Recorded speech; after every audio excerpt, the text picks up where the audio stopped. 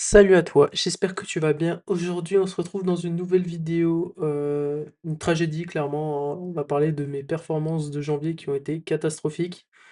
Je vais t'expliquer tout ça en détail, toute ma psychologie derrière, mais en gros, j'ai vraiment fuck up, j'ai fait n'importe quoi et je vais te donner aussi la solution pour que tu n'aies pas à reproduire ça. Donc c'est parti. Alors, pour t'expliquer un petit peu le contexte. On est début d'année du coup, janvier. J'avais pas tradé depuis début décembre parce que tout simplement il y avait Noël, et donc il y avait peu de liquidité sur le marché, donc ça veut dire beaucoup de volatilité. Ce qui, en fait, peut causer des mouvements incohérents sur les marchés et qui peuvent te sortir très rapidement pour aucune raison. Et même au niveau des data économiques, il y avait pas grand-chose, enfin, il y avait rien à trader globalement, c'est, décembre le pire mois pour les traders. Et ensuite, du coup on passe à janvier. Et à ce moment-là, la première chose que j'avais envie de faire, c'était clairement de prendre un trade. Tout simplement, j'avais ce un peu ce manque de dopamine, et ça faisait même un moment, tu vois, que j'avais ce truc de manque et ça faisait très longtemps que j'avais pas eu ça. Et c'est assez intéressant parce que ça faisait, aussi enfin, je me suis fait la réflexion après, mais ça faisait très longtemps que j'avais pas fait de pause, tu vois, des marchés. En fait, je suis tous les jours dessus à regarder, à vouloir prendre position. Et en fait, c'est comme si j'oubliais les fondamentaux de ce qu'il fallait vraiment faire, pour le côté psychologique. Donc évidemment en janvier, pour en venir du coup au sujet, en janvier, ce qu'il faut, c'est laisser du coup le temps au marché, de se relancer, donc les institutionnels qui reviennent, la liquidité qui revient petit à petit. C'est pas en un claquement de doigts que ça revient. Donc vouloir prendre des trades en fait, c'est risqué. Sauf que, bah, c'est ce que j'ai fait. Donc, au début, comme tu peux le voir, alors il me semble que c'est pas dans l'ordre, hein, mais, en gros, j'avais pris, une perte, je crois, mais qui était à break-even. Enfin, du coup, c'était pas une perte, mais break-even. Ensuite, je prends une perte, une deuxième perte, break-even, troisième perte, quatrième perte. Ensuite, je prends un bon gros gain, donc je rattrape tout, globalement. Là, j'étais déjà à moins 2%, un peu plus. Et là, j'ai tout rattrapé. Là, je fais à peu près un break-even aussi. Là, je prends une perte parce que j'avais risqué moins. Léger gain, perte, perte. Et là, c'était 2 pertes complètes en plus et encore une perte. Donc, en fait, ce que j'aimerais que tu vois, parce qu'en soi, on voit qu'au niveau RR, c'est pas dramatique. Alors, faut savoir encore une fois que j'ai pas noté le pourcentage au total, mais en tout, je dois être en drawdown de 2%, donc c'est pas énorme, il y a pire, hein. Mais en fait, en voyant ce RR, on peut se dire que, bah, en fait, ça va, c'est voilà, OK, j'ai overtradé, mais en soi, les performances ne sont pas dramatiques. Sauf que là où ça a joué sur ma psychologie, c'est vraiment le fait d'enchaîner les pertes. Il me semble que j'ai enchaîné ma plus grosse série de pertes qui était environ 7 pertes. Donc là, on peut voir 8 en tout, mais en fait, il y avait 7 pertes d'affilée et la première perte, tu te la manges, tu dis: «OK». La deuxième, ça commence déjà à être un peu OK, bon, c'est pas grave, mais on continue, tu vois? Troisième, là, tu commences un peu à douter, tu vois? Quatrième, c'est le pire, mais en soi, c'était pas si dramatique dans ma psychologie, du moins de comment je l'ai senti, parce que je me suis dit: «Bah, en soi, j'ai déjà enchaîné», puis ça m'arrive, en soi, j'ai pas envie de dire, fréquemment, mais ça m'arrive d'enchaîner 3, 4 pertes et en général, bon, bah, la cinquième ou la 4e rattrape tout et même me met en profit. Sauf que là, j'ai pris 4 pertes, ensuite 5, 6 et 7. Alors le truc avec le 5, 6, 7, c'est là où vraiment j'ai fuck up, c'est que, normalement, j'aurais déjà dû réduire mon risque, enfin, j'aurais déjà dû, ouais, réduire mon risque et calmer les trades. Sauf que j'ai fait complètement l'inverse. J'ai voulu rattraper les pertes, donc j'ai fait du revenge trade en fait et donc j'ai voulu rattraper les pertes.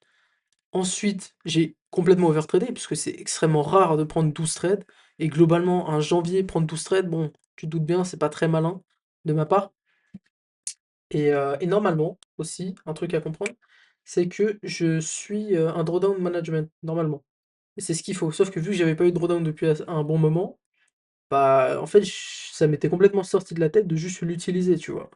Et ça m'aurait quand même évité, pas mal de soucis, parce qu'en général, après, 5 pertes, globalement, j'arrête. C'est-à-dire que pendant une semaine, je stoppe, Vraiment, c'est ce que j'aurais dû faire depuis le début, mais en fait, j'ai continué, continué et ça m'a mené à une perte, beaucoup plus conséquente que ce que ça aurait dû et donc en fait, ce que j'aimerais surtout te dire, donc là, tu as le contexte, de pourquoi j'ai pris du coup, autant de pertes à la suite, mais en fait, la vraie solution, c'est qu'après une semaine, enfin après, pardon, après, déjà 4 5 pertes, le mieux, c'est vraiment d'arrêter. C'est que pendant une semaine, tu te déconnectes complètement des marchés, tu ne vas plus sur les graphiques, tu regardes pas les news, tu déconnectes. D'accord? C'est vraiment le but, tu débranches le cerveau des marchés et et comme ça, en fait, après la semaine, tu reviens, tu es en bonne psychologie, parce qu'en fait, les pertes, surtout quand tu les enchaînes, c'est pas forcément le montant,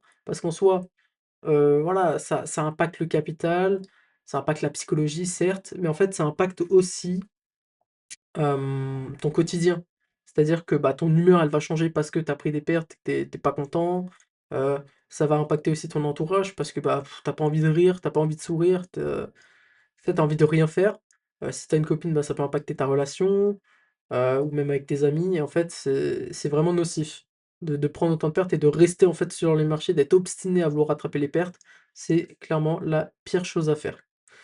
Et donc voilà, la vraie solution, c'est vraiment d'arrêter pendant une semaine. Ce que je te conseille aussi, c'est que globalement, si tu prends 2 pertes complètes, donc pas comme ça, mais comme ça, donc si ton Air Max, on va dire, c'est, 1 donc par, trade sur ton capital, et bien après 2 pertes, déjà tu réduis, de 50, donc tu passes à 0,5. Si après tu continues de perdre de trade, bon bah là, faudrait déjà passer à 0,25 normalement. Après tu peux essayer peut-être 0,33, ça va dépendre de toi. Mais globalement, c'est 0,25 et si là tu perds, bon bah là tu stops. Tu vois que le cinquième trade tu le perds, OK, bon là je déconnecte, il y a un problème, il y a quelque chose qui va pas et globalement, ce n'est pas ma stratégie qui n'est pas rentable ou qui ne marche pas, c'est que j'ai arrêté de la suivre parce que ma psychologie n'était pas du tout, calibrée en fait avec, bah, le côté, analyse technique, analyse fonda. Je veux dire, tout ce côté, hem théorique, qui est l'analyse technique, l'analyse fondamentale, je l'ai. C'est pas un problème. Toutes les connaissances là-dessus, je les ai, d'accord? Sauf que, en fait, la psychologie, c'est tout aussi important. Parce que, quand tu enchaînes les pertes, surtout quand ça fait très longtemps, tu as l'impression que, bah, ça va, il y a aucun problème. Mais en réalité, bah, ça te ronge vraiment, tu vois? Et aussi, je voulais parler d'un aspect, important, c'est le côté trading démo et trading avec des fonds propres, donc les fonds réels. Quand tu trades en quand tu trades en attends, je regarde juste un truc. Voilà. Quand tu trades en démo, c'est tellement pas impactant parce que tu t'en fous, c'est pas ton argent, ça va pas t'impacter et puis voilà, au pire, si tu as une trop grosse perte, même de 10, on va aller, je recrée un compte, c'est rapide, hop, hop, je récupère mes fonds et je recommence. Donc c'est plus facile de gagner, c'est plus facile de rester sur les marchés. Sauf que quand tu trades avec tes fonds réels, bah, globalement, même si derrière tu as encore de l'argent sur ton compte et que tu dis: «Bon, bah, c'est pas grave, j'ai pris une perte de, allez, 5 sur mon compte réel, bah, je vais rajouter, les 5 perdus, de mon propre compte bancaire pour rattraper la perte». Sauf que la perte, elle est quand même toujours là. C'est-à-dire que dans ton patrimoine global, tu as toujours cette perte-là de 5 qui est toujours là.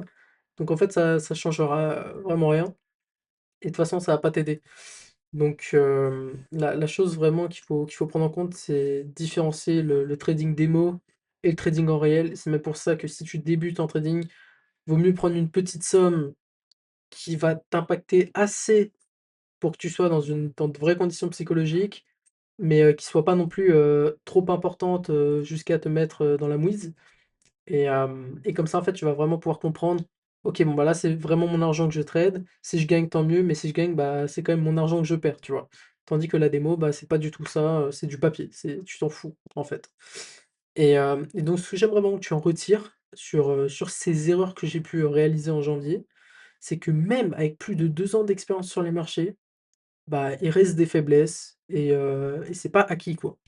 J'ai beau, avoir de très beaux mois à plus de 7 R et cetera, bah, les mois où je prends en réalité, bon là tu vois -0,61 R, mais je dois être à peu près à -3 en réalité en drawdown ce qui est quand même assez conséquent. Mais c'est rattrapable, mais c'est quand même conséquent et c'est chiant en fait. C'est début janvier, de le commencer comme ça, c'est un peu chiant. Mais donc voilà, maintenant je suis de retour avec une bonne psychologie, où je réanalyse comme il faut. Je sens vraiment que j'ai plus la même psychologie qu'avant et je suis vraiment content là-dessus, d'avoir pu, faire une pause et de m'être, calmé et on va revenir, et faire les choses comme il faut. De toute façon, je te tiendrai au courant de ça, de l'avancée. Mais voilà, donc ce que je voulais, par quoi je voulais finir déjà? Voilà, que oui, même avec 2 ans d'expérience, en fait, enfin plus de 2 ans d'expérience, tu as quand même tes faiblesses et tu peux quand même, bah, faire de la merde, et maintenant, bah, faut remonter quoi, tout simplement. Faut remonter et se remettre en selle, comme on dit et voilà. Donc sur ce, j'espère que cette vidéo t'a plu. N'hésite pas à me le faire savoir dans les commentaires si tu as déjà vécu ça, pour savoir, tu vois, si ça t'est déjà arrivé. Je te conseille vraiment de prendre des notes sur cette vidéo pour comprendre, bah, que le drawdown management, c'est quand même important et si tu veux, je pourrais te faire une vidéo complète, là-dessus, sur comment gérer un drawdown et comment le remonter et voilà, sur ce, j'espère que cette vidéo t'a plu et je te souhaite une bonne journée.